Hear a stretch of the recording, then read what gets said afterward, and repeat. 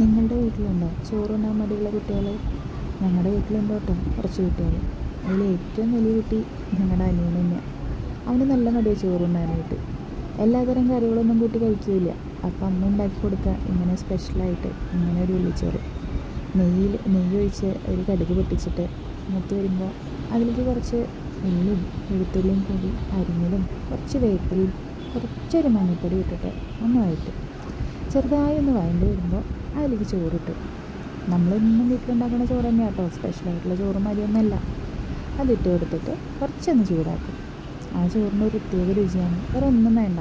കൊച്ചുമക്കൾക്ക് വളരെ ഇഷ്ടമാണ്. എൻ്റെ മക്കൾക്ക് ഇഷ്ടമാണ്, എൻ്റെ അനിയത്തിയുടെ മക്കൾക്ക് ഇഷ്ടമാണ്.